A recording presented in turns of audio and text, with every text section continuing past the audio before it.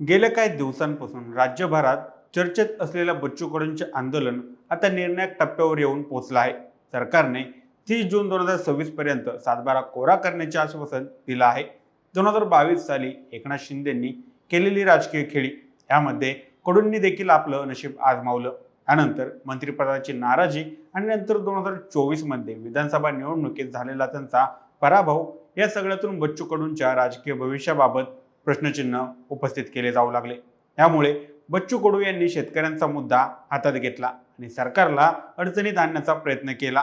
पण या सगळ्यात सातत्याने प्रश्न उपस्थित होतो की बच्चू कडूंच्या मागे नेमकं कोण आहे? बच्चू कडू स्वबळावर एवढी मोठी ताकद उभी करू शकतात का? त्या सगळ्या गोष्टींची आतली बाजू समजून घेऊयात आजच्या या व्हिडिओच्या माध्यमातून. नमस्कार, मी सनी आणि तुम्ही पाहताय दैनिक राज्य लोकतंत्र. शेतकऱ्यांच्या प्रश्नावर उग्र आवाज उठवून राज्याचे लक्ष वेधून घेणारे बच्चू कडू हे मूळचे हाडाचे शिवसैनिक आहेत.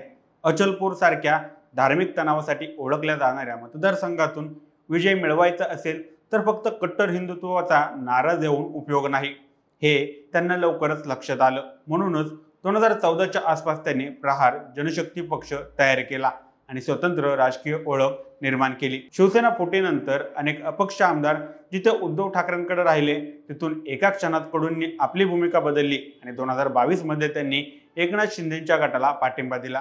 सत्ता बदलल्याच्या काळात त्यांनी वेगळी ओळख ठेवली होती, पण तरीही त्यांना सरकारमध्ये अपेक्षित स्थान मिळालं नाही.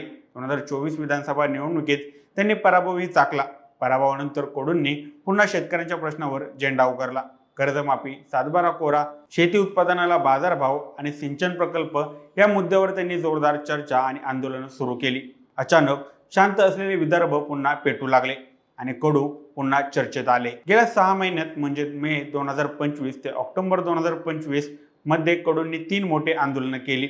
यातील सर्वात लक्षवेधी म्हणजे गुरुकुंज मोझरीतील आमरण उपोषण. या आंदोलनाकडे संपूर्ण राज्याचं लक्ष लागलं होतं. प्रारंभी महसूल मंत्री चंद्रशेखर बावनकुळे मध्यस्थी करण्यासाठी पोहोचले, पण ते निष्फळ ठरले. मात्र दुसऱ्याच दिवशी उदय सामंत आले. त्यांनी गोड सरबत पाजून उपोषण सोडवले. यावरून राजकीय वर्तुळात चर्चा सुरू झाली की कडूंच्या मागे उपमुख्यमंत्री एकनाथ शिंदे आहेत का? त्यावेळी सरकारने शेतकरी कर्जमाफीसाठी समिती स्थापनेची घोषणा केली आणि कडूंनी सरकारला 3 महिन्यांचा अवधी दिला. पण 3 महिन्यांचा कालावधी संपूनही ठोस निर्णय न आल्याने त्यांनी ऑक्टोबर 2025 मध्ये नागपूर येथे रस्त्यावर उतरून जोरदार आंदोलन सुरू केलं. राजकारणात तर्कवितर्क हे नैसर्गिकच आहेत. स्पष्ट उत्तर मिळत नाही तिथे फक्त अफवा तयार होतात. नागपूर आंदोलनानंतर पुन्हा एकदा हा प्रश्न चर्चेत आला. कडूंच्या मागे कोण? शिंदे की भाजपा की नुसते शेतकरी?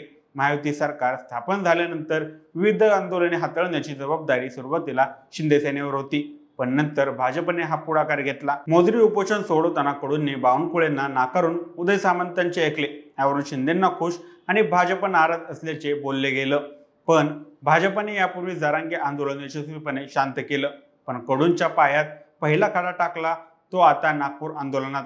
राज्यमंत्री पंकज भोयर आणि आमदार आशिष जयस्वाल मध्यस्थीला गेले, पण त्यांचा प्रयत्नही पुरेसा ठरला नाही. म्हणून आता हा विषय थेट फडणवीसच्या दालनात जाऊन थांबला आहे.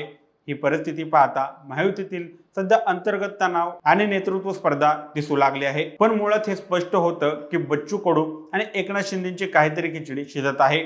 यामुळे मुख्यमंत्री देवेंद्र फडणवीस देखील सावधगिरी बाळगून आहेत.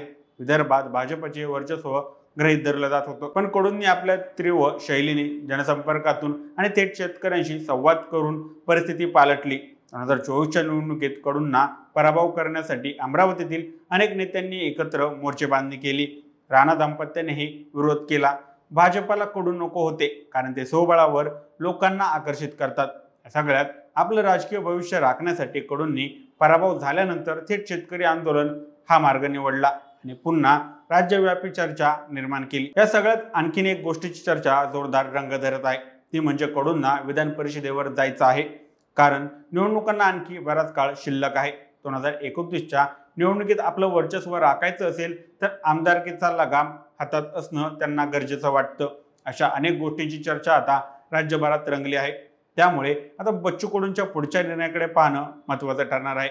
बाकी याबाबत तुम्हाला काय वाटतं? बच्चू कडूंच्या मागे कोण आहे? त्यांना विधान परिषदेवर जायचं आहे का? तुमची मते आणि प्रतिक्रिया आम्हाला कमेंट करून नक्की कळवा आणि जर दैनिक राज्य लोकतंत्र चॅनलवर नवीन असाल तर चॅनलला नक्की सबस्क्राईब करा. धन्यवाद.